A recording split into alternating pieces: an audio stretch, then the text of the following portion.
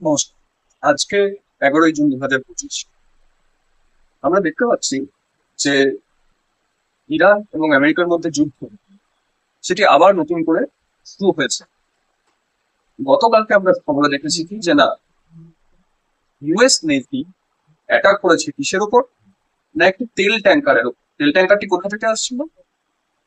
একটা ইরানের একটা তেলের যে খনি, সেই তেল খনি থেকে তেল নিয়ে তারা যখন গালফ অফ ওমান ক্রস করছিল, সেই সময়টা তাদের উপরে অ্যাটাক করে এবং তারা যথারীতি মেডে কল এসওএস কল দেয় এবং মেডে রিপোর্ট করার পরে সেখানে ওমানের যে নেভি আছে তারা রেসপন্ড করে এবং তারা রেসপন্ড করে 21 জন ভারতীয় নাবিককে, ইন্ডিয়ান সেলার যারা সিফেয়ারার ছিলেন, সেই 21 সিফেয়ারার্স ওয়্যার রেস্কিউড and 3 আর স্টিল মিসিং। আমেরিকা যেটা করেছিল সেটা হচ্ছে আমেরিকা ওখানে ঘোষণা করেছে যে আমরা ব্লকেড করে রেখেছি। না কেন? কারণ স্ট্রেট অফ হরমুজ বা হরমুজ যে প্রণালী আছে, সেই হরমুজ প্রণালীতে ইরান ব্লক করে রেখেছে। ম্যাপটা আমি দিয়ে দেবো। ম্যাপে দেখলে বুঝতে পারবেন যে হরমুজের একটা গন্ডারের যে শিং, সেই গন্ডারের শিংয়ের মতো একটা টিপ আছে। তো ওখানটায় কি হচ্ছে, সমুদ্রটা খুব ন্যারো। এবার ওর একদিকে আছে ইরান, এবং ইরান একটা মহাশক্তিধর রাষ্ট্র, মিলিটারি পাওয়ারে যথেষ্ট ভালো, তাদের ইন্ডাস্ট্রিয়াল বেস আছে, যেখান থেকে মনে রাখবেন ইরান কিন্তু একটা সেমি ডেভেলপড কান্ট্রি। তারা পুরোপুরি ডেভেলপড নয়, আবার ইন্ডিয়ার মতো ডেভেলপিংও নয়, তারা সেমি ডেভেলপড একটা কান্ট্রি। তো ইরান কি করেছে, হরমুজ প্রণালীর যে ওই যে হর্নটা আছে, গন্ডারের যে হর্নটা, হর্ন অফ রাইনো, তার ঠিক উপরের পার্ট থেকে ইরান তার নিজের দখলে রেখেছে। এবং ওই চোখ পয়েন্টটা যে ন্যারো স্ট্রেট, ইরান বলেছে এখান থেকে যদি কিছু আসার চেষ্টা করে তাহলে আমরা সেটাকে ডুবিয়ে দেবো। সেই ক্ষমতা ইরানের আছে। এটা ইউএভি দিয়েই হোক, বা ডিরেক্ট মিসাইল স্ট্রাইক করেই হোক, বা ইরানিয়ান নেভি দিয়ে ডিরেক্টলি কাউন্টার করেই হোক, মোট কথা আমরা ডুবিয়ে দেব। এবার আমেরিকান নেভি, মহাশক্তিধর ইউএস নেভি, যেটা আমেরিকার সেন্ট্রাল প্যাসিফিক কমান্ডের আন্ডারে কাজ করছে, সেই সেন্ট্রাল প্যাসিফিক কমান্ডের আন্ডারে কাজ করা ইউএস যে নেভাল অ্যাসেট গুলো আছে, ডিস্ট্রয়ার বলুন, ফ্রিগেটস বলুন, বা আনম্যান্ড সার্ফেস ভেসেল যেগুলো আছে, with the support of unmanned Arial vehicles on the sky, তারা কিন্তু ওই যে হর্নটা আছে সেটাকে ক্রস করতে পারছে। এবার আমেরিকা ফেসে গেছে। ডোনাল্ড ট্রাম্প দেখছে যে এখন আমি তাহলে কি করব মুখ রক্ষার জন্য? আচ্ছা চলো তাহলে আমরা এক কাজ করি, ওদিক থেকে যখন কিছু আসতে পারছো না, তাহলে বাকি যে পোর্শনটা, যেটা যেখান থেকে অ্যারাবিয়ান সি শুরু হচ্ছে, তার দক্ষিণ দিক থেকে, সেই হরমুজ প্রণালীর দক্ষিণ দিক থেকে সেই অংশটায় ইউএস নেভি ঘোষণা করলো যে আমরা ব্লকেট করবো। তোমরা যখন ওই জায়গাটুকু দখল করেছো, স্ট্রেট অফ হরমুজের নর্থ পোর্শনটা, আমরা স্ট্রেট অফ হরমুজের সাউথ পোর্শনটা আমরা দখল। এবং ইউএস কি করলো, অলরেডি ইরান একটা স্যাংশন স্টেট, এবং সেই স্যাংশন স্টেট থেকে তেল নিয়ে যদি কেউ যাতায়াত করে, অথবা কোথাও থেকে যদি কেউ যাতায়াত করে ওই পোর্শন দিয়ে, সেটা যেখান থেকেই তেল নিয়ে আসুক না কেন, তাকে ইউএস নেভির কথা কিন্তু শুনতে হবে। এবার সাসপেক্ট করা হচ্ছে যে যে ভেসেলটা যেটা আসছিল, সেই ভেসেলে ইন্ডিয়ান ক্রু ছিল। That is not an India owned vessel. ইন্ডিয়ার কোনো কোম্পানি সেই ভেসেলের মালিকানা নেই, কিন্তু সেই ভেসেলে যে সি মেনরা আছে তারা প্রত্যেকেই ইন্ডিয়ান, বেশি অধিকাংশই Indian. 24 Indians were there on board the ship. দেখা যাচ্ছে এই যে অ্যাটাকটা করেছে, এই অ্যাটাকটা করার পিছনে কারণ এটাই, আমেরিকা বলতে চাইছে যে তুমি যেই হও না কেন, যে দেশের নাগরিকই জাহাজে থাকুক না কেন, আমি কাউকে ছেড়ে কথা বলবো না। তার কারণ কি, দুদিন আগে Iran surface two air missile দিয়ে আমেরিকার যে অ্যাপাচে হেলিকপ্টার, সেটাকে একটাকে ডাউন করেছে। মানে আমেরিকা রেগে আছে, আমেরিকাকে কিছু তো দেখাতে হবে। ডোনাল্ড ট্রাম্প বলে দিলেন এর মূল্য আমেরিকাকে চোকাতে হবে, দিয়ে উনি বোম্বার্ডমেন্ট শুরু করলেন ইরানের উপরে আবার। অর্থাৎ কিনা ইরান যুদ্ধ আবার একটা নতুন করে চূড়ান্ত পর্যায়ে শুরু হতে চলেছে। এবার আমাদের মনে প্রশ্ন আসতে পারে, আচ্ছা এই যে যুদ্ধটা চলছে, এই যুদ্ধটা করার কারণটা কি? আলটিমেটলি কে কি অ্যাচিভ করছে? দেখুন, যুদ্ধ যখন চলছে আমাদের মনে রাখতে হবে যে একটা যুদ্ধ যখন শুরু হয়, সেই যুদ্ধ শুরু হওয়া এবং সেই যুদ্ধকে এত দীর্ঘস্থায়ী ভাবে চালিয়ে নিয়ে যাওয়া, এর পেছনে কোনো একটা কারণ থাকতে পারে। There are multiple reasons which are running this war. তো এটা বুঝতে গেলে ইরান অ্যাজ আ কান্ট্রি, তার যে ব্যাকগ্রাউন্ড সেটা আমাদের একটু জানতে হবে। আমাদের মনে রাখতে হবে যে 1953-তে ইরানের ডেমোক্রেটিক্যালি ইলেক্টেড একজন রাষ্ট্র নেতা ছিলেন, এবং সেই ডেমোক্রেটিক্যালি ইলেক্টেড রাষ্ট্র নেতাকে সাথে আমেরিকা যোগাযোগ করে, এবং আমেরিকা যেটা করতে চেয়েছিল সেটা হচ্ছে ইরানকে বলতে চেয়েছিল যে আমি তোমার সাথে অয়েল বিজনেস করতে চাই, এবং তোমাদের যত তেলের খনিগুলো আছে সেগুলোকে আমার ওনারশিপের আন্ডারে, এবং আমার যে কোম্পানিগুলো আছে এদের আন্ডারে আমেরিকা এবং ব্রিটিশ কোম্পানি, যেমন ব্রিটিশ পেট্রোলিয়াম বিপি, এত বড় তেল কোম্পানি, এই ধরনের কোম্পানিগুলোর আন্ডারে আমরা তেল উত্তোলন করবো, এবং সেই তেল নিয়ে গিয়ে আমরা মার্কেটে বেচবো। তোমরা ইরানিয়ানরা এইসব বিক্রি বাটা করতে যেও না, কারণ তাহলে মার্কেটে তোমরা you will be our competitor, business competitor, যেটা আমরা চাই না। দেন এটা মেনে নেয়। 1953-তে সিআইএ কি করে, আমেরিকার যে সিআইএ আমরা জানি, গোয়েন্দা সংস্থা, তারা একটা কু করে দেয়, টাকা খাইয়ে, এটা ওকে তাকে টাকা খাইয়ে একটা কু করে দেয়, এবং সেখানে কি হয় যে গণতান্ত্রিক ভাবে ইলেক্ট হয়ে আসা একজন রাষ্ট্রনেতার পতন ঘটে যায়, এবং আমেরিকা তখন কাকে নিয়ে আসে, ইনফেমাস শাহ অফ ইরান। এই শাহ অফ ইরানের সাথে আমেরিকার সম্পর্ক খুব ভালো ছিল, কারণ আমেরিকা মনে করেছিল যে তাকে দিয়ে আমরা খুব ভালোভাবে নিজেদের স্বার্থ, নিজেদের যে বিজনেস ইন্টারেস্ট আছে সেগুলো ফুলফিল করাতে পারবো। এখন চলে আসি বর্তমান যুগে। বর্তমানে আয়াতোল্লাহ খোমেনি যে ছিলেন, যাকে আমেরিকা রিসেন্টলি বোম মেরে মেরে ফেলেছিল ইরান যুদ্ধের একদম প্রথমে, আয়াতোল্লাহ খোমেনি দেখেছিল যে আমেরিকা তো এইভাবে আমাদের যে রাষ্ট্রনেতা বলুন বা আমাদের যে সেনাপ্রধান বলুন, প্রত্যেকেই কোনো না কোনোদিন মেরে এসছে, আমরা আমেরিকার হাতে সারেন্ডার করবো না। এবং খোমেনি, তিনি যেহেতু ধর্মগুরু ছিলেন শিয়াদের ধর্মগুরু, তার একটা বিশাল ভয়েস আছে, তার একটা বিশাল রোল আছে। দেশের যে পলিসি হবে, দেশের যে ফরেন পলিসি বলুন বা মিলিটারি পলিসি বলুন, ডিফেন্স পলিসি বলুন, এগুলোতে খোমেনির একটা বিশাল স্টে আছে। কারণ সেই দেশের কালচারে আমরা জানি যে একটা হাজার হাজার বছর ধরে যে কালচার চলে এসেছে, it's a civilisational state. Iran is civilisational state, যেমন ইন্ডিয়া একটা সিভিলাইজেশনাল স্টেট, চায়না একটা সিভিলাইজেশনাল স্টেট। আমেরিকা কিন্তু সিভিলাইজেশনাল স্টেট নয়। আমেরিকার কিন্তু স্থাপনই হয়েছিল অনেক পরে, 1600 ওই সময়তে, এবং পরবর্তীতে 18th সেঞ্চুরিতে এসে আমেরিকা লিবারেশন পায় তাদের ব্রিটিশদের হাত থেকে।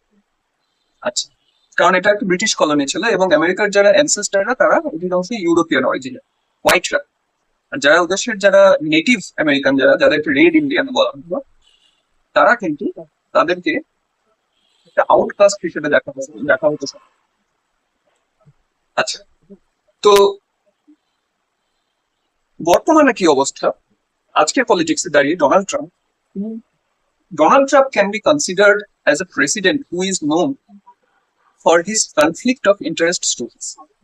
ডোনাল্ড ট্রাম্পের এই যে কনফ্লিক্ট অফ ইন্টারেস্টের যে ইতিহাস, সেই ইতিহাসে রাশিয়া এবং টার্কি এবং ইউক্রেন দুই তিন ক্ষেত্রেই আমরা কিন্তু ডোনাল্ড ট্রাম্পের হিস্ট্রিতে আমরা দেখতে পাচ্ছি যে সে কিন্তু একটা কনফ্লিক্ট অফ ইন্টারেস্ট ফেস।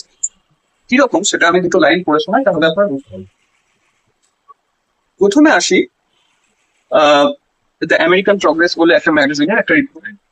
এই রিপোর্টটাতে বলা হচ্ছে যে ডোনাল্ড ট্রাম্প যখন 2008 সালে আমেরিকাতে রিসেশন এসেছিল, অর্থাৎ আর্থিক মন্দা এসেছিল, the 2008 great Liman brothers recession, সেই রিসেশনের সময়তে ডোনাল্ড ট্রাম্পের তো বিজনেস মস্তিষ্ক খুব একটা ভালো নয়, তো তার বিজনেস রেকর্ডও খুব একটা ভালো নয়, তার মধ্যে মন্দা, তো কে আর ডোনাল্ড ট্রাম্পকে লোন দেবে? তো এই ডোনাল্ড ট্রাম্প কি করে, আর্থিক মন্দার সময়তে সে রাশিয়ানদের সাথে কন্ট্যাক্ট করে এবং রাশিয়াতে ইন পার্সন সে যায়। তো রাশিয়ান অলিগাররা কি করেন, এরা ট্রাম্পের সাথে সেই মিটিং এ যোগ দেয়, এবং যোগ দেওয়ার পরে ট্রাম্প যখন বেরিয়ে আসে, সে তখন একজনকে বলছে, on at least 5 separate occasions, Trump has attempted to launch large projects in Russia, including hotels, spas, and apartment buildings. Both Trump and his son, Donald Trump junior, যাকে Donald Trump junior, Eric Trump, এরা হচ্ছে ট্রাম্পের ছেলেরা, আর Jared Kushner হচ্ছে ওর জামাই। তো Donald Trump Jr. have made several trips to Moscow in efforts to ingratiate themselves, ingratiate themselves, মানে নিজেদের আখের গোছানোর জন্য। After one such trip, the senior Trump boasted that, boasting, মানে Trump is always a boasting character. I am the master of the deals. Okay, I am the artist of the deal making. Almost all of the oligarchs were in the room. He boasted, মানে সবাই চলে আসছে এবং সবাই আমার সাথে meeting করছে এবং আমি রাশিয়াতে প্রচুর ইনভেস্ট করতে পারবো, রাশিয়ানরা আমাকে লোন দেবে, ইত্যাদি ইত্যাদি। এবং ডোনাল্ড ট্রাম্প জুনিয়র সেখানে ছিলেন। তো ব্রিটিশ যে ইন্টেলিজেন্স সার্ভিস আছে MI6, যাকে আমরা জানি, আমরা যারা বন্ড মুভিতে, জেমস বন্ডের মুভিতে আমরা নাম দেখেছি যে জেমস বন্ড যে 007, সে হচ্ছে MI6 এর এজেন্ট। তো সেই MI6 এর বাস্তবের যে MI6, সেই MI6 এর একটা রিপোর্ট আছে। সেই MI6 এর রিপোর্টে বলেছে, what lingers for Trump may be what builds on what terms he did after the financial crisis of 2008 to borrow Russian money when others in the West apparently would not lend him. বুঝতেই পারছি যে রাশিয়ানদের সাথে ট্রাম্পের একটা খুব মহরম মহরম কিন্তু যেভাবেই হোক না কেন আছে, যেটার ফলস্বরূপ আমরা দেখতে পাচ্ছি যে 2018 সালে 2018 I guess ট্রাম্পের প্রেসিডেন্ট কখন হয়েছে, ট্রাম্পস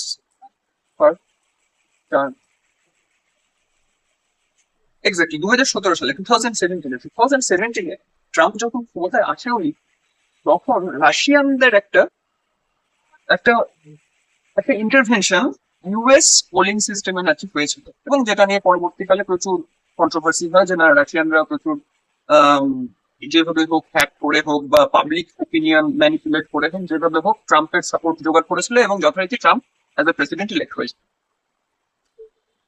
ট্রাম্পের যখন সেকেন্ড টার্ম আসছে, নেক্সট টাইম ট্রাম্পের যে সেকেন্ড টার্ম আসছে, সেকেন্ড টার্মটা কোন সালে আসছে? ট্রাম্পের সেকেন্ড টার্মটা আসছে আমাদের হচ্ছে 2025, 2025 যখন ট্রাম্পের সেকেন্ড টার্ম আসছে, তখন আমরা দেখতে পাচ্ছি কিন্তু ভ্লাদিমির পুতিন, রাশিয়ান প্রেসিডেন্ট, তার কিন্তু একটা সাপোর্ট হাও একটা যেন ট্রাম্পের পেছনে সবসময় আছে। হি has always wanted Trump to be the president of the United States, because পুতিনেরও কোথাও একটা যেন মনে হয়, যেহেতু ডেমোক্রেটিক পার্টির বারাক ওবামা তাকে কোনো একটা ভাবে ব্যাকস্ট্যাপ করেছিল, আমেরিকা তাকে ব্যাকস্ট্যাপ করেছিল নেটো নিয়ে এবং ইস্টার্ন ইউরোপে নেটো বেস করা নিয়ে, এইসব নিয়ে। তো পুতিনও মনে করে যে না, ট্রাম্পের সাথে ডিল করাটা খুব সহজ, কারণ ট্রাম্পটা একে খুব বোকা, ওকে যেটা দিয়ে লোভ দেখানো যাবে সেই লোভ দেখিয়ে ওকে ম্যানিপুলেট করে দেওয়া যায়। আর দ্বিতীয়ত ট্রাম্পের দূরদর্শিতা নেই, ঠিক আছে, farsightedness, he is very narrow sighted person. তো ট্রাম্প যেটাই দেখবে না কেন, সেটা তার পলিটিক্যাল বেনিফিটের জন্য, it necessarily won't be for the benefit of the nation United States of America. তো এই জন্য পুতিন খুব পছন্দ করে। তো এইখানে আমরা কি দেখতে পাচ্ছি যে ট্রাম্পের একটা কনফ্লিক্ট অফ ইন্টারেস্ট হয়ে যাচ্ছে, কেননা ট্রাম্প শত্রু দেশ রাশিয়ার সাথে ভালো সম্পর্ক রাখতে পারলে ট্রাম্পের লাভ, কারণ ওখানে সে হোটেল, স্পা, অ্যাপার্টমেন্ট বিল্ডিংস এইসব করতে পারবে। আবার রাশিয়া স্পাইং হচ্ছে ইউএস এর উপরে, ইউএস পাওয়ারটাকে চ্যালেঞ্জ কে করছে ওয়ার্ল্ডে, all over the world, Russia. তাহলে একদিকে ভালো সম্পর্ক রাখা উচিত কিসের জন্য? নিজের কোম্পানির প্রফিটের জন্য। আবার খারাপ সম্পর্ক কেন মেনটেন করতে হবে? না, দেশের প্রেসিডেন্ট যেহেতু আছে। তো this is called a conflict of interest. তো এইবারে আমি একটা জিনিসে আসি, সেটা হচ্ছে এরিক ট্রাম্প বলে এক ভদ্রলোক, যেখানে ট্রাম্পের সন্তান। তো আমরা যখন এরিক ট্রাম্পের গল্প শুনবো, এরিক ট্রাম্প রিসেন্টলি কি করেছে, একটা কোম্পানি যার নাম হচ্ছে এক্সটেন্ড, XTEND। এক্সটেন্ড কোম্পানিটা কোথাকার কোম্পানি? না, ইসরায়েলের কোম্পানি। এবার মনে রাখবেন যে আমেরিকাতে না ইসরায়েলের লবি খুবই স্ট্রং। কেমন করে স্ট্রং, আমি একটা এক্সাম্পল দিয়ে বোঝাই। মার্কো রুবিও, যে এখন ইউএস প্রেসিডেন্টের কাছের লোক, সেই মার্কো রুবিওকে তার যে সবচেয়ে বড় ডোনার, তার যে ক্যাম্পেইন হয় সেই ক্যাম্পেইনে যে সবচেয়ে বড় ডোনার, এই ভদ্রলোক ছিল তার ডোনার, পল সিঙ্গার। পল সিঙ্গার 2015 সালে মার্কো রুবিওকে প্রেসিডেন্ট হওয়ার জন্য প্রচুর টাকা দিয়েছিলেন, মিলিয়নস অফ ডলার। পল সিঙ্গারের ব্যাকগ্রাউন্ড কি? পল সিঙ্গার বিলিভস ইন জায়োনিজম, এবং তিনি ওয়ার্ল্ড ওয়াইড জিউইশ কমিউনিটির বেটারমেন্টের জন্য এবং জিউইশ কমিউনিটির প্রোটেকশনের জন্য তিনি প্রচুর টাকা ঢালেন। এটা 2015 সালের ঘটনা। আচ্ছা, রিসেন্টলি আমরা যদি দেখি যে আমেরিকান যে পলিটিশিয়ানরা আছেন তারা এই জিউইশ লবি থেকে প্রচুর টাকা পাচ্ছেন। এবং শুধু তারা জিউইশ লবি বলতে আমেরিকার যে রাজনৈতিক যারা জিউইশ রিলিজিয়ানের নিজেরা, এবং তারা খুব অ্যাফ্লুয়েন্ট, তাদের প্রচুর টাকা আছে, তারা প্রত্যেকেই বিলিয়নিয়ার। সেই টাকাটা আমেরিকান পলিটিশিয়ানদের ঘরে যায় যে না, তোমরা ইসরায়েলের পলিসিকে সাপোর্ট করে কাজ করবে, এবং তবেই তোমরা ভোটে জেতার জন্য যে কর্মকাণ্ড চালানোর জন্য, ইলেকশন ক্যাম্পেইন চালানোর জন্য যে টাকা, সেইটা আমার কাছ থেকে পাবে, এবং আমি তোমাকে টাকা দিচ্ছি এই কারণে তুমি ইসরায়েলের পলিসিকে সাপোর্ট। সেটা মার্কো রুবিও বলুন, বা এদিকে আমাদের পিট হেগসেট বলুন। পিট হেগসেট যদি কোনো পলিটিশিয়ান হন, পিট হেগসেটের হিস্ট্রিতে আমি আসছি। এরা প্রত্যেকেই কিন্তু এই ইসরায়েলি লবির থেকে এবং ফার রাইট যে ডানপন্থী যে লবি, এদের থেকে টাকা। এবং এরা প্রত্যেকেই ডানপন্থী, কারণ আমরা জানি ডোনাল্ড ট্রাম্প বিলং করে কোথা থেকে? Republican party. রিপাবলিকান পার্টি কি ডানপন্থী পার্টি, যেটা আমাদের দেশের বিজেপির সাথে কিছুটা ফিলোসফিক্যালি লিঙ্ক বলতে পারেন, বা ফিলোসফিক্যালি যাদের সিমিলারিটি আছে বলতে পারেন। আচ্ছা, তো এরিক ট্রাম্প, ডোনাল্ড ট্রাম্পের ছেলে কি করলো? এক্সটেন্ড বলে যে ইসরায়েলি যে ড্রোন ম্যানুফ্যাকচারিং কোম্পানি আছে, সেখানে $1.5 বিলিয়ন ইনভেস্ট করে দিল। কবে ইনভেস্ট করে দিল? এই ঠিক 2025 সাল, 26 সালের শুরুতে বা 2025 সালের মাঝামাঝি। তাহলে কি হচ্ছে? যত ইসরায়েলের যত ড্রোন ইউজ হবে, যত বিক্রি হবে সেই ড্রোন, তত কার লাভ হবে? ডোনাল্ড ট্রাম্পের ছেলে। বুঝতে পারছেন কনফ্লিক্ট অফ ইন্টারেস্টের অ্যাঙ্গেলটা কোথায় থেকে আসছে? শুধু তাই নয়, ডোনাল্ড ট্রাম্প কি করেছে? ডোনাল্ড ট্রাম্প বলছে যে আমার তো বিশাল বড় কনস্ট্রাকশন কোম্পানি, কনস্ট্রাকশন বিজনেস আছে, তো গাজা স্ট্রিপকে যখন ইসরায়েলের ইন্টিগ্রাল পার্ট আমি করে নেবো, গাজাটাকে প্রচুর বোমটম মেরে ফ্ল্যাট করে দিয়েছে, প্রচুর বিল্ডিং ধ্বংস করে দিয়েছে, সব করে দিয়েছে। এবং গাজা রিবিল্ড প্রোগ্রাম, রিবিল্ডটা কাদের টাকায় হবে? আমেরিকান ট্যাক্স পেয়ারদের এবং অন্যান্য ওয়েস্টার্ন কিছু কান্ট্রি, ওএসিডির অন্তর্ভুক্ত কিছু কান্ট্রি ট্যাক্স পেয়ারদের টাকায়। এবং সেই ট্যাক্স পেয়ারদের টাকায় যখন রিবিল্ড হবে, সেই রিবিল্ড করার, সেই বিল্ডিং বানানোর টাকা, কাজটা কে করবে? ডোনাল্ড ট্রাম্পের কোম্পানি, ট্রাম্পস কনস্ট্রাকশন। তাহলে প্রফিটটা কে হচ্ছে? লাভের গুড় কে হচ্ছে? আচ্ছা, এই গেল এরিক ট্রাম্প, যে ট্রাম্পের ছেলের কথা। এবার আমি ট্রাম্পের জামাই জ্যারেড কুশনার, যে কিনা ট্রাম্প টাওয়ার এবং অন্যান্য বিভিন্ন জিনিস দেখাশোনা করে।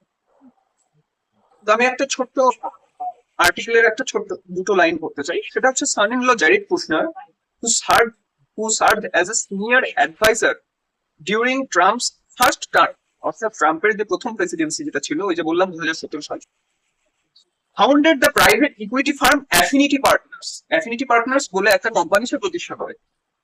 Now raised primarily from Gulf sovereign wealth funds, গালফের যে কান্ট্রি গুলো আছে তাদের যে সভারেন ওয়েলথ ফান্ড গুলো আছে সেগুলো থেকে টাকা নিয়ে Affinity Partners has invested heavily in Israel. এবার এই সভারেন ওয়েলথ ফান্ড গুলো কোথাকার? মেনলি ইউএই, কিছুটা কুয়েত, কিছুটা কাতার, কিছুটা ওমান, কিছুটা Saudi Arabia, but mainly UAE. The Affinity Partners has invested heavily in where? In Israel, including a significant stake in Phoenix Holdings. Phoenix Holdings কি? Israel's largest insurance company. তাহলে আমার business, ট্রাম্পের নিজের জামাইয়ের business ইন্টারেস্টটা কোথায় গিয়ে আটকে যাচ্ছে? ইসরায়েল। তাহলে ইসরায়েলকে তো টাকা পয়সা দিয়ে, ইসরায়েলের হয়ে যুদ্ধ করে, ইসরায়েলের একটা হেজেমনি তো প্রতিষ্ঠা করতে হবে মিডল ইস্ট। কারণ ইরানের হেজেমনি যদি প্রতিষ্ঠা হয়ে যায়, মিলিটারি হেজেমনি, তাহলে তো আমেরিকার লস। এবং আমেরিকা কোনোভাবেই সেটা হতে দিতে চায় না। কেন? এই কারণ financially Americans R not only financially, মানে from the point of view of personal financial gains, Americans are deeply integrated with the Israeli economic system, and they are the beneficiaries of the Israeli economy.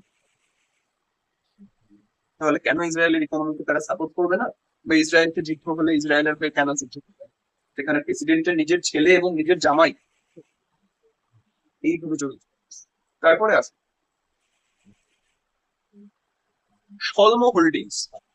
সলোমো holdings Shlomo holdings, sorry, Shlomo holdings, SHLOM। উচ্চারণটা একটু এদিক ওদিক হতে পারে, Israeli company, ওটা Hebrew language. Shlomo হোল্ডিংসটা কি? Shlomo holdings হচ্ছে একটা কার লিজিং, সেখানেও কার সেই কোম্পানির প্যারেন্ট কোম্পানিকে, সেই ফিনিক্স হোল্ডিংস, যেটা কিনা জারেড কুশনারের অ্যাফিনিটি পার্টনার্স এর আন্ডারে পড়ে। এইভাবে এদের যে ফিনান্সিয়াল ইন্টারেস্টটা, that is deeply intertwined with the Israeli interests. এবার আমাকে প্রথম দেখতে হবে যে ট্রাম্পের যে ওয়ার ক্যাবিনেট, সে ওয়ার ক্যাবিনেটে কারা কারা আছে, অর্থাৎ যারা কিনা এই যুদ্ধের মুখ। ট্রাম্প তো একটা মুখ, এবার তার পেছনে পারিষদগণ কারা আছে। এবার আমি একটা বা দুটো লাইন পড়ে শোনাই মার্কো রুবিওর কমেন্ট, যেটা সে ইলেক্টেড হওয়ার আগে বলেছিল। সেটা বলছে, মার্কো রুবিও বলছে, Iran's ambition to be a regional hegemonic power goes against the Israel's policy. He says that Iran's goal in the Middle East is to seek to drive America out of the region and then destroy Israel. এটা Marco Rubio বিশ্বাস। তারপরে বলা হচ্ছে এই যে আর্টিকেলে, যে he has been a proponent of maximum pressure on Iran. ইরানের উপর সবচেয়ে বেশি মিলিটারি প্রেশার দাও, স্যাংশন করো, যে কোনোভাবে ইরানকে চাপে রাখো, including calls for more and more sanctions. He believes the US should not re-enter the Iran nuclear deal. ইরানের সাথে নিউক্লিয়ার ডিল করো না, JCPOA থেকে বেরিয়ে এসছো তো এসছোই, তার মধ্যে আবার ডিল করতে যেও না। অর্থাৎ কিনা ইরানের সাথে যে যুদ্ধ আবার নতুন করে শুরু হচ্ছে, মার্কো রুবিও সেটাই চায়। বলছে, we must not trade away US and Israeli security for vague commitments from a terrorist sponsoring regime. Terrorist sponsoring regime কারণ তারা হিজবুল্লাহকে সাপোর্ট করে বলে, এন্ড হামাসকে সাপোর্ট করে বলে, কারণ হামাসই তো এই অ্যাটাকটা করেছিল অক্টোবর 7 ইসরায়েলের উপরে। From a terrorist sponsoring regime that has killed Americans and threatens to annihilate Israel. এবার ইরান বলছে যে বাবু তোমরা আমাকে অ্যাটাক করছো বলে আমি অ্যাটাক করছি, আমাকে যদি অ্যাটাক না করো আমি অ্যাটাক করবো না। ইসরায়েল যদি আমাকে অ্যাটাক না করে, আমার হামাসকে দিয়ে অ্যাটাক করানোর কোনো দরকার নেই। কিন্তু তোমরা রোজ গাজাতে বোম মারছো, রোজ গাজানদের মেরে ফেলছো, প্যালেস্তাইনে অ্যাটাক করছো, ওয়েস্ট ব্যাংকেও অ্যাটাক করছো, তারপরে গাজাতে অ্যাটাক করার পরে, তাহলে আমি কি করে চুপ হয়ে বসে থাকতে পারি? আমি তো ওয়ার্ল্ডের শিয়া পাওয়ার, সবচেয়ে বড় শিয়া পাওয়ার একটা সিভিলাইজেশন স্টেট। এবার ইরান যখনই অ্যাটাক করছে, আমেরিকা বলছে ইউ আর দ্য টেররিস্ট। এবং সত্যি খারাপ কাজ তো করেওছে, এটা তো কোনো দ্বিমত নেই যে ইরান প্রচুর সিভিলিয়ানদের মেরে ফেলেছে Israel, which is again second only to holocaust. October 7 ইরানের যে অ্যাটাক ছিল, হিজবুল্লাহ হামাসের যে অ্যাটাক ছিল ইসরায়েলের ওপরে, that is only comes second worst to the holocaust. তো এটা হচ্ছে রুবিওর অবস্থা। এবার রুবিও আরেকটা বলে রাখি যে রুবিওর নেক্সট টার্গেট কি হতে পারে, সেটা হচ্ছে কিউবা। কারণ রুবিও এদের অ্যানসেস্ট্রি হচ্ছে কিউবান মাইগ্রেন্ট ছিল, এদের অ্যানসেস্টাররা, রুবিওর বাবা ঠাকুরদায়েরা। কিন্তু কিউবাকে এরা ঘৃণার চোখে দেখে, এরা কিউবাকে ভালো চায় না, এরা কিউবাকে ঘৃণার চোখে দেখে। এই কারণে যে রুবিওর যে one of the great supporters, one of the great donors যারা হচ্ছে ফাঞ্জুল ব্রাদার্স, ফ্লোরিডাতে যাদের প্রচুর বিজনেস আছে, এই ফাঞ্জুল ব্রাদার্স এরা হচ্ছে কিউবাতে নিজেদের ইন্ডাস্ট্রি, কিউবান মার্কেটটা নিজেরা ক্যাপচার করতে চায়। এবার কিউবা তো বরাবরই একটা কমিউনিস্ট ওরিয়েন্টেশনের কান্ট্রি, এরা সেটা করতে দিতে চায় না, এরা আমেরিকার দাস করতে দিতে চায়। স্বাভাবিকভাবে সেখানে একটা কনফ্লিক্ট তৈরি হচ্ছে। এবং কিউবানরা আজও, বিশেষ করে কিউবার পলিটিশিয়ান এবং কিউবার ন্যাশনাল পলিসি যদি বলেন, that goes against the American interest, and that is right at the border of the coastal border of the America, Miami, Florida, ওই সাইডটা কাছাকাছি খুব, যেখানে গুয়ান্তানামো বেতে এখনও আমেরিকার একটা বিশাল বড় প্রিজন আছে। তো কিউবানরা আমেরিকার এগেনস্টে যেতে চায়, এবং এই ফাঞ্জুল ব্রাদার্স যারা ফ্লোরিডা থেকে মার্কো রুবিওকে প্রচুর টাকা পয়সা দিয়ে সাপোর্ট করে, তারা চায় যে নেক্সট আমেরিকা যেটা করুক, যেভাবে ভেনেজুয়েলা থেকে নিকোলাস মাদুরোকে তুলে নিয়ে আসছে, সেভাবে কিউবান প্রেসিডেন্টকেও তুলে নিয়ে আসুক এবং কিউবাকে আমেরিকা ইনভেট করুক। তাহলে কি হবে, এই ফাঞ্জুল ব্রাদার্সের যে ইন্ডাস্ট্রি সেটা কিউবাতে গিয়ে বসবে এবং সেখান থেকে সারা প্রফিট তারা মার্কেটটা ক্যাপচার করে নিয়ে প্রফিটিয়ারিং করবে, যার জন্য মার্কো রুবিওর নেক্সট টার্গেট হওয়ার চান্স আছে কিউবা।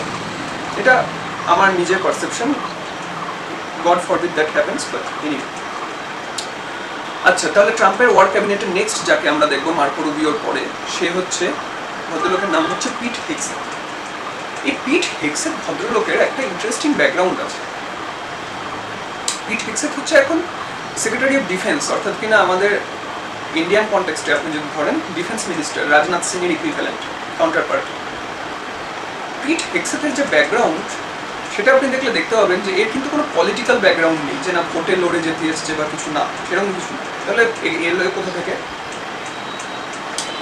এ ছিল কিল কোম্পানি বলে একটা ইউএস আর্মির একটা টিম, একটা অ্যাসল্ট টিম, কিল কোম্পানি যাকে বলা হতো। এরা পোস্টেড ছিল ইরাকে, এবং সেই কিল কোম্পানি বলা হওয়ার পিছনে একটা গল্প আছে যে এরা নাকি প্রচুর সিভিলিয়ান মেরে ফেলেছিল। সেই সিভিলিয়ান মেরে ফেলার দরুন আমেরিকাতে একটা আইন আছে যে তুমি যদি আনআর্ম সিভিলিয়ানকে আমেরিকা বাইরে কোথাও গিয়ে মারো, আমেরিকাতে মারলে তো সেটা দোষ, জেল হবেই, তোমার ফাঁসি হবেই। তুমি বাইরে গিয়েও যদি মারো, ইরাকেও গিয়ে যদি মারো, আফগানিস্তানেও গিয়ে যদি মারো, তাহলেও তোমাকে কিন্তু ওয়ার ক্রাইম ট্রাইব্যুনালকে ফেস করতে হবে দেশে ফেরার পরে। ওই সোলজার হিসেবে পোস্টিং দিয়ে তোমাকে যখন দেশে আসবে শেষ করে, ডিউটি শেষ করে, then you will have to face the consequences of killing civilians. তো ওয়ার ক্রাইম ট্রাইব্যুনাল কি দেখলো, এই যে কিল কোম্পানি, যেখানে পিট হেগসেট নিজেও যার ইউনিটের সদস্য ছিল, সেই কিল কোম্পানি প্রচুর এরকম সাধারণ মানুষকে মেরে ফেলেছে ইরাকে ডেপ্লয় যখন ছিল। পিট হেগসেট কি করলো, যাদের এইভাবে ট্রায়ালের যারা দোষী সাব্যস্ত হয়ে জেলে যেতে লাগলো আমেরিকাতে ফেরার পরে, পিট হেগসেট বললো যে এরা তো সোলজার, এরা তো দেশের হয়ে বিদেশের মাটিতে গিয়ে লড়াই করেছে। এবার হ্যাঁ, সেটা হতেই পারে দুটো বাচ্চাকে মেরে ফেলেছে, তিনটে বাচ্চাকে পয়েন্ট ব্ল্যাঙ্ক রেঞ্জ থেকে গুলি করে মেরে ফেলেছে, স্নাইপার ভুল করে হোক বা যেভাবে ইচ্ছা করেই হোক, কোথাও একটা রকেট লঞ্চার আরপিজি মেরে উড়িয়ে দিয়েছে, বা হেলিকপ্টার থেকে ভুল করে বোম মেরে একটা স্কুল ধ্বংস করে ফেলেছে, যেভাবেই হোক না কেন, করছে তো দেশের জন্যই রে বাবা। তাহলে তুমি কেন তাদেরকে জেলে পড়বে? আলটিমেটলি তো আমেরিকান সোলজার তারা, দে আর দ্য হিরোজ। তো পিট হেগসেটের এই যে ফিলোসফি, এই যে কথাবার্তা, এগুলো সে ফক্স নিউজ বলে একটা চ্যানেলে এসে বলতে থাকে। এবং আমেরিকাতে না ওই গুড মর্নিং আমেরিকা, হ্যাঁ, গুড মর্নিং উইথ ফক্স, এই ধরনের প্রচুর, বা mid night with Jimmy Kimmel, এই ধরনের প্রচুর প্রোগ্রাম হয় আজও টিভিতে। আমাদের দেশের মতো এতটা আনসিভিলাইজড ওরা নয়, এখনও স্টিল ওদের কিছু কালচার আছে যেগুলো ভালো, যার জন্য মিডিয়ারও একটু কোয়ালিটি আছে আমাদের দেশের মতো। তো আমেরিকার এই যে ফক্স নিউজে এসে পিট হেগসেট যখন বলতো এসব, ট্রাম্পের সে নজরে পড়ে যায়। ট্রাম্পও মাঝে মাঝে ট্রাম্প বেসিক্যালি ফক্স নিউজই দেখে, ও যে ফিলোসফি বিশ্বাস করে সেটাই দেখে, বাদ বাকি কোনো কিছু ওর দেখার দরকার নেই। তো ট্রাম্প দেখছে যে এ তো খুব ভালো বলে, আবার এই মিলিটারি ব্যাকগ্রাউন্ডও আছে, তাহলে কি করি, একে ডিফেন্স সেক্রেটারি অফ ডিফেন্স করে দিই। ভাবুন, একজন সোলজার যার অ্যাডমিনিস্ট্রেটিভ কোনো ব্যাকগ্রাউন্ড নেই, যে কিনা শুধু জিঙ্গোয়েস্টিক কমেন্ট পাস করে এসছে টিভিতে, যে কিনা পোস্টেড ছিল এমন একটা ইউনিটে যে which is really infamous for doing inhuman things, তাকে কি করা হলো, সেক্রেটারি অফ ডিফেন্স করে দেওয়া হলো, অর্থাৎ তিনি ডিফেন্স মিনিস্টার করে দেওয়া হলো। এবার সে কি করলো, প্রথমে এসে আমেরিকান মাইট দেখিয়ে দিল, দেখুন we are the Americans, we can serve. সে ট্রাম্পকে কি দেখালো, যে আমি কাজ করতে পারি, প্ল্যান করতে পারি, প্ল্যান এক্সিকিউট করতে পারি। সে কি করলো, ভেনেজুয়েলা থেকে মিলিটারিলি অ্যাটাক করে নিকোলাস মাদুরোকে, ওই চিনুক হেলিকপ্টার এবং অ্যাপাচি হেলিকপ্টার নিয়ে গিয়ে অ্যাটাক করে নিকোলাস মাদুরোকে একদম ঘাড় ধরে তুলে নিয়ে এসে জেলে পুরে দিল। এবং কি বললো, না আমেরিকার ন্যাশনাল সিকিউরিটির জন্য এটা খুব করা দরকার। কেন? ভেনেজুয়েলা থেকে নাকি প্রচুর মাদক দ্রব্য আমেরিকাতে পাচার হয়ে আসে। সত্যি কি তাই? মাদক দ্রব্য কি শুধু ভেনেজুয়েলা থেকেই পাচার হয়ে আসে? এবং তার চেয়েও বড় কথা, নিকোলাস মাদুরোকে জেলে পড়লে কি মাদক দ্রব্যের পাচার হওয়া সম্পূর্ণ বন্ধ হয়ে যাবে? সেটা কি বিল গেটস বা ডোনাল্ড ট্রাম্প তারা এনশিওর করছে? এইখানে এন্ট্রি হচ্ছে ডেলসি রড্রিগেজ। ডেলসি রড্রিগেজ কিন্তু বিলং করে একটা কমিউনিস্ট পার্টি থেকে, তার পলিটিক্যাল ব্যাকগ্রাউন্ডটা is all about communism and all this. Ironically তাকে ক্ষমতায় কার সাপোর্টে সে ক্ষমতায় এলো? United States of America. ভাবুন একবার, যে একজন কমিউনিস্ট পার্টিকে ক্ষমতায় নিয়ে আসছে আমেরিকা, পার্টি লিডারকে ক্ষমতায় নিয়ে আসছে আমেরিকা, না কিসের জন্য? মানে এবার সেই মনিটারি গেইনটা কি থেকে হতে পারে? কার হবে? ডোনাল্ড ট্রাম্পের নিজের পকেটে ঢুকবে? হ্যাঁ ঢুকবে, ইনডিরেক্টলি ঢুকবে। হয়তো ডোনাল্ড ট্রাম্পের যে নেক্সট ফেভারেবল যে পার্সন থাকবে তার ফান্ডিং হয়তো কেউ কেউ দেবে এর জন্য। এবার এই কেউ কেউ তো কারা হতে পারে? কেউ কেউ কারা হতে পারে এটা বুঝতে গেলে আপনাকে বুঝতে হবে যে ভেনেজুয়েলার যে ভাস্ট অয়েল রিজার্ভ আছে, এই অয়েল রিজার্ভটা আজকের দিন পর্যন্ত, বলা ভালো মাদুরো ক্ষমতায়, ভেনেজুয়েলার ক্ষমতায় থাকা পর্যন্ত, এক্সন মোবিল, শেভরন, এইসব vast vast US oil major এইসব কোম্পানিগুলোর অ্যাক্সেসের বাইরে ছিল। এই কোম্পানিগুলো দেখছে যে ভেনেজুয়েলা এত বড় একটা অয়েল রিজার্ভ নিয়ে বসে আছে right at our doorstep, and still we have not access to this market.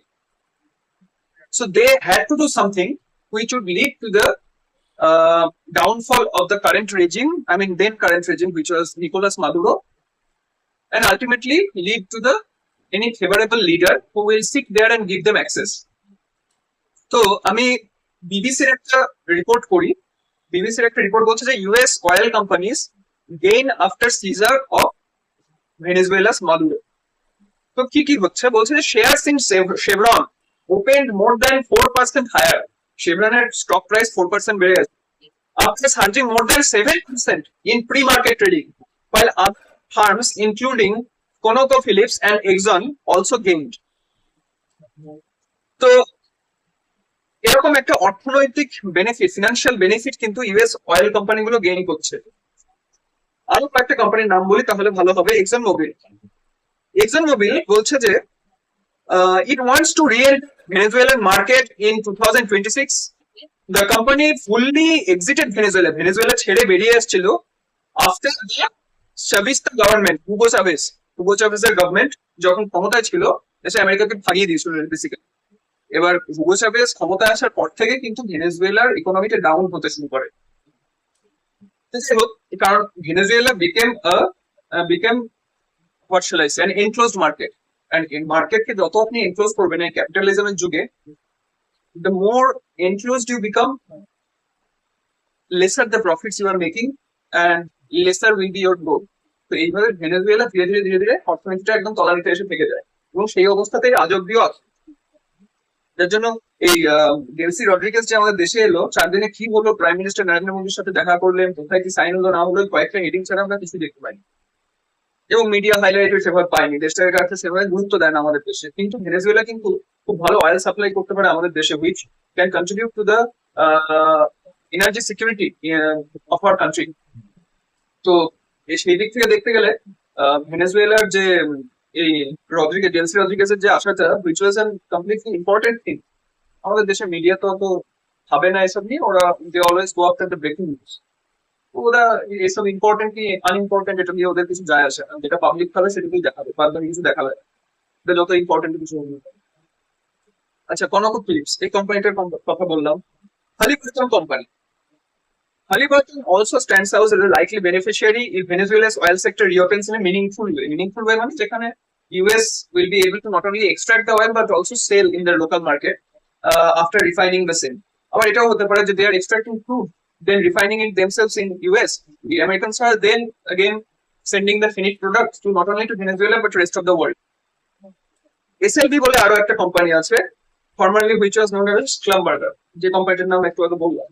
Another central player in this. It has long presence in the deep technical familiarity with Venezuela's fields, infrastructure and operating challenges. মানে সব জায়গার crude তো same হয় না, Russian crude এক জিনিস, Venezuelan crude নেচারটা আলাদা, আবার আপনি যদি কুয়েত থেকে নিয়ে আসেন সেটার ক্রুডের নেচারটা আলাদা, ইরান থেকে নিয়ে এলে সেটার নেচারটা আলাদা।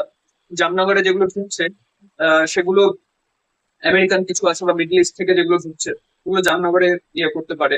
রাশিয়ান ফুড অনেক সময় আমাদের হলদিয়াতে আসে, কারণ হলদিয়ার রিফাইনারি গুলো সেইভাবে, মেশিন পত্রগুলো সেইভাবে ডিজাইন করা, ওরা রাশিয়ান ফুডকে ফিল্টার করতে পারে। তো এই বিষয়গুলো কিন্তু পিট হেগসেটের যে ওভারঅল অপারেশনটা পেছনে কিছু রিজন ছিল এইগুলো। একটা, Pete Hegseth is getting a stage to showcase his might, his capability of executing military operations with pinpoint accuracy, and also he is serving the interests of the oil moguls of United States of America. তুমি মাদুরোকে তো তুলে নিয়ে চলে এলে, কিন্তু যারা Maduro তো বসে বসে ফ্যাক্টরি চালাতো না, যারা মাদক দ্রব্যের ফ্যাক্টরি, যারা ড্রাগস তৈরি করতো, সেটা মেথ হোক না কেন, আর যাই হোক না কেন, কোকেন হোক না কেন, যাই তৈরি করতো, তারা তো আর কোথাও উড়ে যায়নি রে বাবা। তাদেরকে তো আর ফ্যাক্টরি গুলোকে তো আর তুমি তুলে নিয়ে আসো, তারা অ্যাজ ইউজুয়াল সেখানেই আছে। তাহলে সেই পারপাসটা সলভ হলো না। কিন্তু আমি যেটা বলে যুদ্ধটা করলাম বা মাদুরোকে তুলে নিয়ে এলাম, অ্যাকচুয়াল রিজন ছিল ভেনেজুয়েলার না প্রচুর অয়েল রিজার্ভ আছে। ইরান, ভেনেজুয়েলা, এই দেশ, ইরানের পরে Venezuela one of the world's largest oil reserves. America চায় সে অয়েলের বিজনেসটা কোনো ফেভারেবল কোনো পলিটিশিয়ানকে ভেনেজুয়েলার মাথায় বসাতে, যাতে সেই অয়েলের বিজনেসটা আমেরিকা যেভাবে বলবে সেইভাবে চলবে, এবং আমেরিকান বিজনেসের যাতে প্রফিট হয় সে অয়েল গুলো নিজেরা বিক্রি করে। এই গেল পিট হেগসেটের কারনামা। এবার পিট হেগসেট দেখবেন আমেরিকা থেকে কিছু কিছু ভিডিও আসছে, যে না ইউএসি ভিডিও, সেই ভিডিও গুলো দেখা যাচ্ছে এখানে বোম মারছে, উড়ে যাচ্ছে, কোন জাহাজে গিয়ে অ্যাটাক করছে, সেই জাহাজ থেকে বিশাল বড় একটা আগুনের ফ্লেম। এই যে showmanship, is the showman, exact is the showman, যেটি লোককে দেখাতে ভালো, যে এই যে দেখুন আমরা এটা করতে পারি, you should be aware of. ট্রাম্পের এগুলো খুবই ভালো লাগছে। ট্রাম্প এরকমই চেয়েছিল যে দেখাতে, শো অফ, যে দেখুন ইউএস ক্যান দিস। ইরানের ক্ষেত্রে কিন্তু এতটা আপনি দেখবেন না এইসব, এমনটা না যে তারা আমেরিকার ক্ষতি করছে না, ক্ষতি করছে।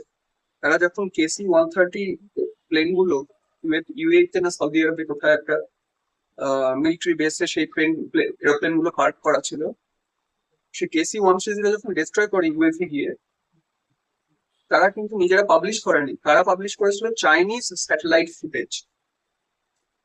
অবভিয়াসলি চাইনিজরাও হেল্প করছে ইরানিয়ানদের কোঅর্ডিনেটস দিয়ে, মিসাইল কোঅর্ডিনেটস দিয়ে, কারণ চাইনিজদের বেইদু সিস্টেম, ঠিক আছে, জিপিএস এর যেটা চাইনিজ কাউন্টার। তো এবার রাশিয়ানরাও গ্লোনাসের কোঅর্ডিনেট দিয়ে সাপোর্ট করছে, তাছাড়া মিসাইল গুলোতে যেতে পারবে না, কোঅর্ডিনেটস তো দিতে হবে। তো বেইদু আর গ্লোনাস হচ্ছে ইসরায়েলি মিসাইল বলুন, ইরানিয়ান মিসাইল বলুন বা ইরানিয়ান ইউএভি বলুন, এগুলোকে খুব ভাবে নেভিগেট করতে সাপোর্ট করছে। তার জন্য ইরানিয়ান অ্যাটাক গুলোও কিন্তু অতটা সাকসেসফুল হচ্ছে। এই গেল পিট হেগসেট। এবার আরেক ভদ্রলোক আছে যার নাম হচ্ছে স্টিফেন মিলার। এই স্টিফেন মিলারের কিন্তু একজন জাস্ট বলতে পারেন ক্লেরিক্যাল এমপ্লয়ের মতো ছিল, কিন্তু এই যেহেতু ট্রাম্পের সাথে থাকতে থাকতে যখন কি হয়, ট্রাম্পের একটা বিশ্বাস অর্জনের জায়গা তৈরি করে, he earned the trust of Trump, and now he has access to Trump in such a manner that even Pete Hegseth or Marco Rubio or even JD Vance, they also do not have such kind of access to Donald Trump which Stephen Miller has.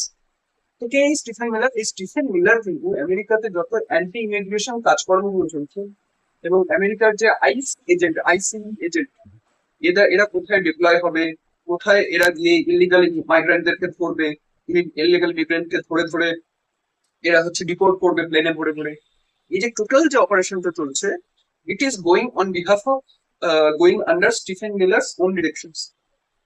And Stephen Miller is also advocating not only for homeland security but also for the threats which United States face from the outside. among which FBI falls, ঠিক আছে? FBI এর intervention যেখানে আছে, তুলসী গাবার্ডের বা কাশ প্যাটেলের, এদের যে বেসিক্যালি এদের বস বলতে পারেন স্টিফেন মিলার। স্টিফেন মিলার আমরা বুঝতেই পারছি যে একজন খুবই চরম ভাবাপন্ন একজন মানুষ, যে কিনা ট্রাম্পকে প্রচন্ড ভাবে ইনফ্লুয়েন্স করছে, যার কিন্তু বয়স বেশি নয়, কত হবে হয়তো 40-45 বছর বয়স হবে, বেশি হলে বা 50 হবে। তো সে এ তো কম বয়সে কিন্তু এতটা একটা ইনফ্লুয়েন্সিয়াল জায়গায় চলে গেছে, ওই যে ট্রাম্প সহজে ম্যানিপুলেট হয়ে যায় মানুষকে দেখে, তো এক্ষেত্রেও তাই হয়েছে। এবার আমি ঘুরে আসি সেই মিলিটারি ইন্ডাস্ট্রিয়াল কমপ্লেক্সের জায়গায়, যেখানে মিলিটারি ইন্ডাস্ট্রিয়াল কমপ্লেক্সের যে কয়েকটা একটা বোমের নাম বলি, সেই প্রিসিশন বাংকার বাস্টার মিউনিশন, যেটার নাম হচ্ছে BLU-109। এই BLU-109 যে বোমটা, যেটা বাংকারের মধ্যে প্লেন থেকে পড়ে এবং মাটি ভেদ করে নিচে গিয়ে 20 ফিট ডিপ বাংকারকে ব্লাস্ট করে দেয়, এতটাই এর পেনিট্রেটিং পাওয়ার, এর ওয়েট আছে এবং স্পিড আছে। এবং খুব সম্ভবত B2 স্পিরিট বম্বার থেকে এই মিউনিশনটা লঞ্চ করে। তো BLU-109 যে কোম্পানিটা তৈরি করে তারা হচ্ছে জেনারেল ডাইনামিক্স। জেনারেল ডাইনামিক্স এর যদি আপনি শেয়ার স্টক প্রাইস দেখেন, স্টক প্রাইসটা জাম্প হচ্ছে কবে জানেন? ঠিক অক্টোবর 7th এর পরে। 7th October Gaza war start হচ্ছে, 6th অক্টোবর অ্যাটাক হচ্ছে ইসরায়েলের ওপরে, 7th October Gaza war start হচ্ছে, এবং ঠিক 13th অক্টোবর জেনারেল ডাইনামিক্স কর্পোরেশনের শেয়ার প্রাইস কিন্তু জাম্প করে যাচ্ছে। অর্থাৎ কোনো যত যুদ্ধ লাগবে তত এদের স্টক মার্কেটে এদের ভ্যালুয়েশন, কোম্পানির ভ্যালুয়েশন বাড়বে, কারণ তত বেশি বোম বিক্রি হবে। আবার ঠিক একইভাবে লকহিড মার্টিন, ইরান ওয়ার যখনই ঘোষণা হলো, লকহিড মার্টিনের শেয়ার প্রাইস কিন্তু প্রচুর বেড়ে গেল। লকহিড মার্টিন কি তৈরি করে? কথার কথা C-130 যে হারকিউলিস যে মিলিটারি ট্রান্সপোর্ট এয়ারক্রাফট, কিন্তু এগুলোকে ব্যাটলশিপও বলা হয় কারণ এদের মধ্যে কামান আছে এবং এরা প্রিসিশন গাইডেড মিউনিশন এবং ডাম ধরনের মিউনিশনই এরা লঞ্চ করতে পারে। এছাড়া অনেক রকম বোম টোম তো বানায়। রেথিয়ন কর্পোরেশন, এই প্রত্যেকটা কোম্পানির কিন্তু শেয়ার জাম্প করে কখন? যখনই কোনো যুদ্ধ লাগে। অর্থাৎ কোনো যুদ্ধ এদের কোম্পানির ভ্যালুয়েশন এবং ওভারঅল যে ইকোসিস্টেম আছে, মিলিটারি ইন্ডাস্ট্রিয়াল কমপ্লেক্সের যে ইকোসিস্টেম আছে, সেটাকে চলতে রাখার, সেটাকে চালিয়ে রাখার জন্য এই যুদ্ধগুলো খুব দরকার। কারণ সেগুলো না হলে কি হবে? যত বোম কম প্রোডাকশন হবে, যত যুদ্ধজাহাজ কম প্রোডাকশন হবে, ওই ওয়ার্ক ফোর্সটাকে তো আর লাগছে না, কোম্পানির তো আর ওই এমপ্লয়ি গুলোকে রেখে লাভ নেই, তাহলে ওরা কি করে? লে অফ করে দেয়। এবং এই মাস্ট লে অফ যখনই হয় তখনই আনএমপ্লয়মেন্ট বাড়ছে, এবং আনএমপ্লয়মেন্ট যখনই বাড়ছে তখনই যে লোকাল যে কংগ্রেসম্যান বলুন বা লোকাল যে এরিয়ার যে গভর্নর বলুন বা যে জনপ্রতিনিধি যেই থাকুন না কেন, তার উপরে চাপ আসছে, এবং তারা গিয়ে চাপ কাকে দিচ্ছে? ডিফেন্স সেক্রেটারিকে বা প্রেসিডেন্টকে। এবং প্রেসিডেন্ট তখন কি হচ্ছে? বা যুদ্ধ ঘোষণা করা ছাড়া তার কাছে অন্য কোনো উপায় থাকছে না। এইভাবে ওভারঅল একটা সাইক্লিক্যাল প্রসেস কিন্তু আমেরিকার যুদ্ধে চলে। এবার আছে সবচেয়ে ইন্টারেস্টিং জায়গা, যেখানে ইসরায়েল, আচ্ছা বলছে যে ইসরায়েল ফান্ড করছে, তাহলে ইসরায়েলি লবি ফান্ড করছে যুদ্ধ, ইসরায়েল যুদ্ধ চায়, তাহলে ইসরায়েলের নিজের লাভটা কোথায়? দেখুন, if you look at a distance, তাহলে ইসরায়েলের খুব একটা লাভ কিন্তু হচ্ছে না, বরং ইসরায়েলের রেপুটেশন খুব মার খাচ্ছে। কিন্তু ইসরায়েল তাও কেন চাচ্ছে? একটাই কারণ, সেটা হচ্ছে ইসরায়েলের বর্তমান প্রেসিডেন্ট বেঞ্জামিন নেতানিয়াহু। নেতানিয়াহু কি হয়েছে? এর এগেনস্টে প্রচুর করাপশন চার্জ আছে। এই করাপশন চার্জ গুলোর মধ্যে একটা আমি বলে রাখি, সেটা হচ্ছে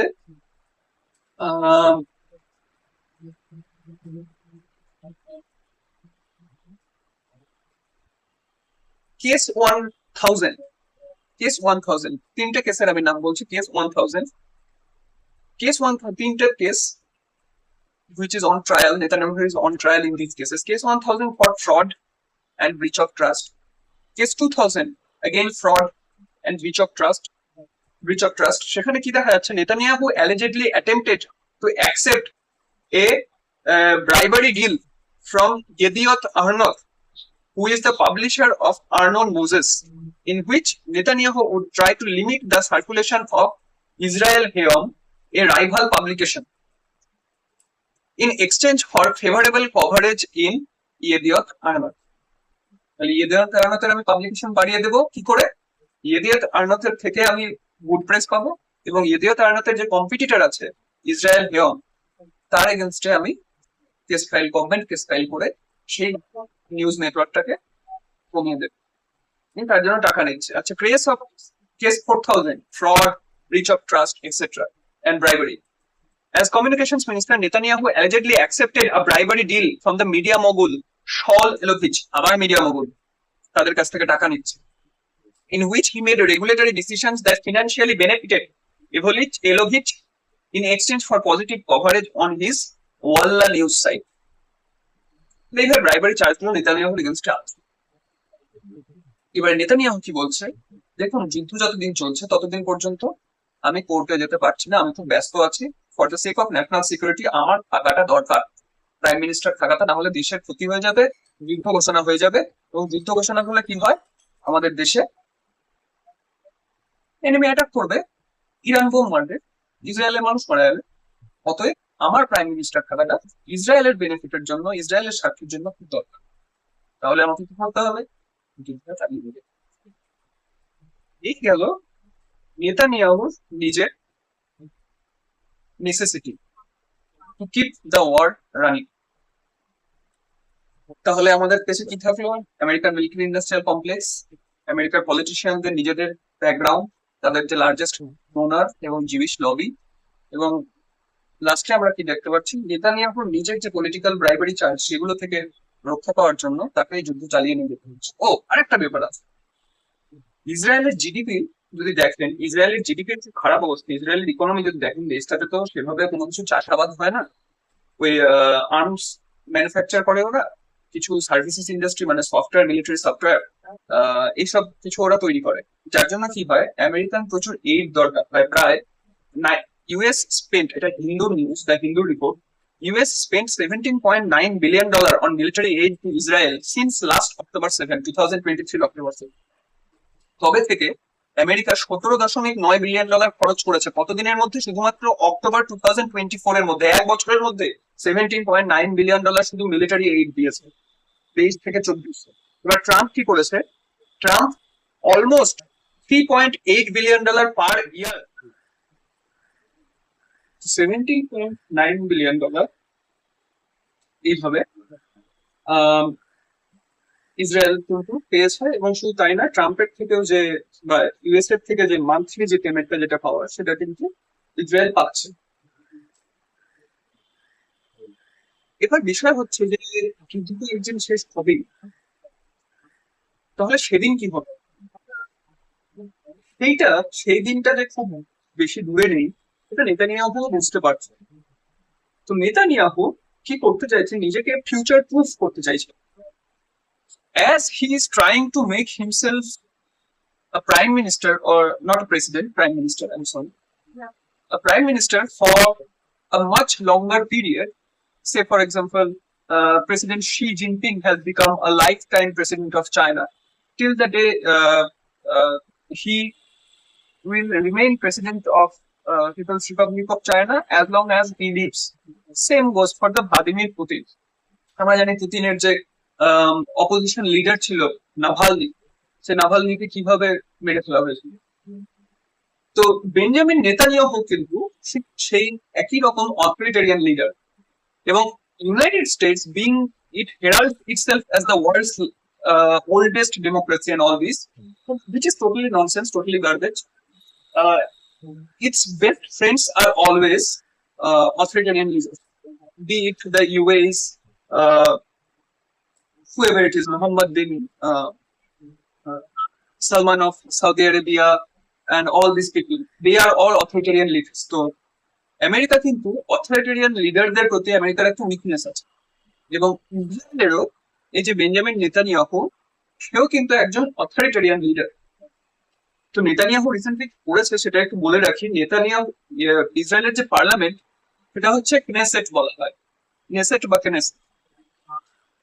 তো রিসেন্টলি কি হয়েছে, ইসরায়েলে না একটা ভোট হয়েছিল, সেই ভোটটা কিসের জন্য হয়েছিল, দ্য কন্ট্রোলার জেনারেল চুজ করার জন্য। এবার এই কন্ট্রোলার জেনারেল যদি বলি, এই কন্ট্রোলার জেনারেলের রোল কি জানেন, এই কন্ট্রোলার জেনারেলের যে পোস্ট, কন্ট্রোলার জেনারেলের যে পোস্ট, সেই পোস্টের ইম্পর্টেন্সটা আগে বলে নিই।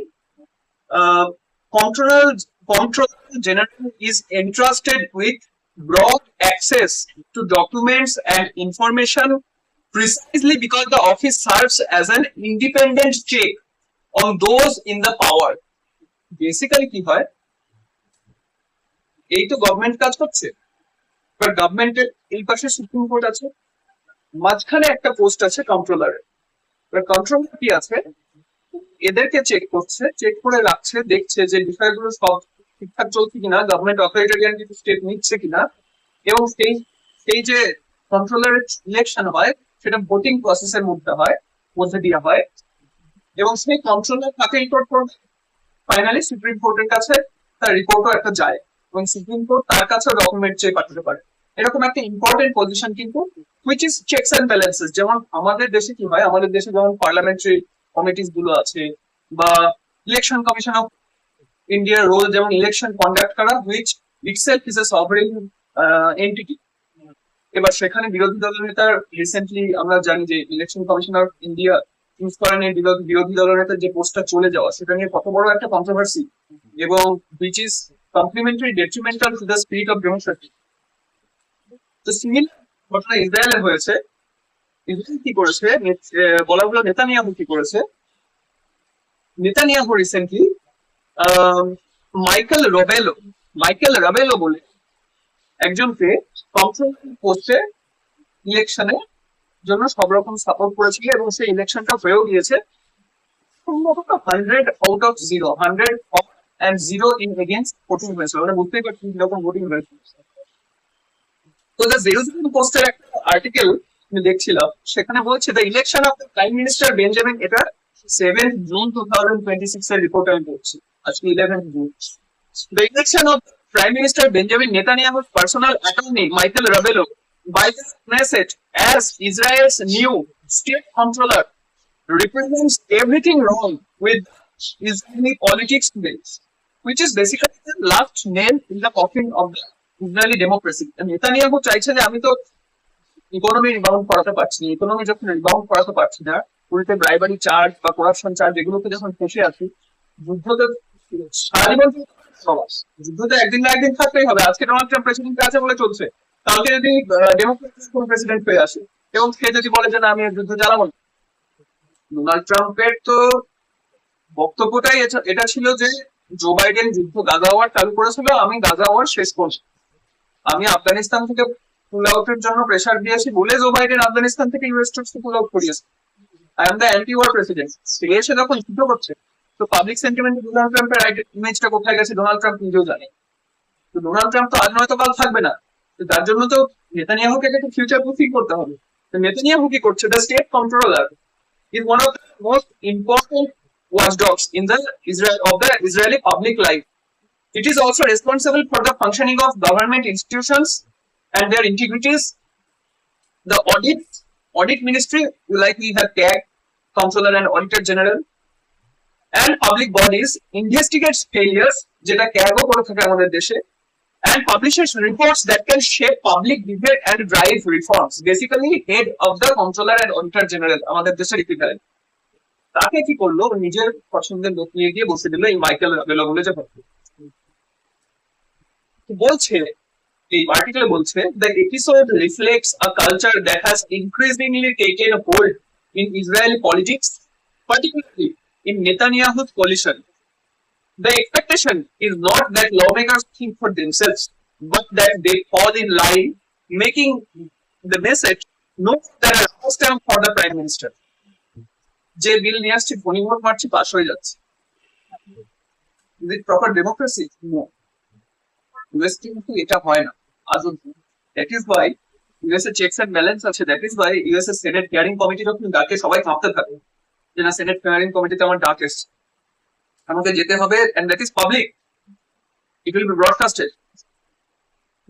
এদেরও সেটা নেই, আমাদের দেশেও সেটা। That's why we are called immature democracies. যদি ইউএস এর সবকিছু ঠিক নেই, সেটা তো বুঝতেই পারছেন ডোনাল্ড ট্রাম্পের অবস্থা। And coalition discipline is a normal feature of parliamentary politics. Coalition discipline মানে আমরা যেটা বলি যে একটা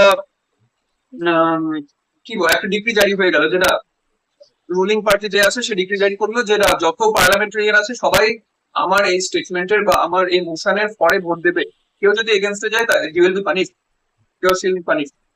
there is a vast difference between party discipline and demanding proof of royal loyalty in a vote specifically designed to be shielded from pressure. ধরুন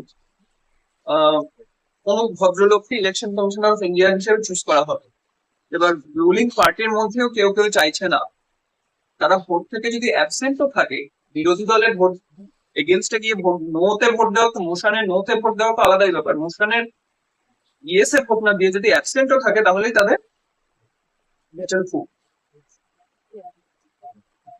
তো এইরকম একটা পলিটিক্স হচ্ছে ইসরায়েলে এখন চলছে এবং নেতানিয়াহু এটাকে চালাচ্ছে। তো বিষয়টা কিভাবে হয়েছে, ভোটিংটা বলছে যে reports are coming that coalition lawmakers were required to film themselves voting for Netanyahu's preferred candidate effectively turned a secret into into loyalty test, into a farce. যারা পার্টির সদস্য তাদেরকে বলছে তোমরা যে ভোট দিচ্ছ we need video proof of that. Netanyahu নিজের লোককেও বিশ্বাস করে না। তো কবে সেই সিজারের মতো যাই হোক, আমি ওটা ভায়োলেন্ট এন্ড বলছি না, বাট বিট্রিয়াল কবে হবে এবং নেতানিয়াহু শেষ আসবে সেই দিনের জন্য আমাদেরকে তাকিয়ে থাকতে হবে। কারণ যতদিন পর্যন্ত নেতানিয়াহু ইসরায়েলের ক্ষমতায় আছে ততদিন পর্যন্ত কিন্তু এই আমেরিকার এই মিডল ইস্ট নিয়ে নাড়াচাড়া করা, এক্সপেরিমেন্ট করা, আজকে ইরানকে বোম মারা, আর কি কালকে ইয়েমেনে গিয়ে বোম মেরে আসা, কখনো কখনো সৌদি আরবিয়াতে দিয়ে বোম মারানো, এই জিনিসগুলো চলতেই থাকবে। আমেরিকার রাশিয়ার সাথে খোঁচাখুচি, চায়নার সাথে খোঁচাখুচি তো চলবে, সাথে সাথে মিডল ইস্টেও এই বিষয়গুলো চলতেই থাকবে। কাজে এই যুদ্ধের যদি শেষ কেউ ভাবতে চান তাহলে দু তিনটে জিনিস ভাবতে হবে। এক, সেটা হচ্ছে যে ফার্স্টেই Netanyahu political end of Netanyahu political career, সেটা যতদিন না হচ্ছে ততদিন আমরা দেখি আশা না করাই উচিত। আর দ্বিতীয়ত আরেকটা জিনিস, এটা হচ্ছে এরকম কোন স্ট্রং আমেরিকান প্রেসিডেন্টকে আসতে হবে who will be able to stand in front of Netanyahu and challenge that I am the president of the United States and you have to listen to me whatever I say. You are the prime minister of a tiny country called Israel and you are not going to rule my policy. সেই রকম president যতদিন পর্যন্ত না আসছে ততদিন পর্যন্ত কিন্তু এইসব ইরান যুদ্ধ বলুন বা এইসব যুদ্ধ বলুন এগুলো থেকে আমরা রেহাই পাবো। ধন্যবাদ।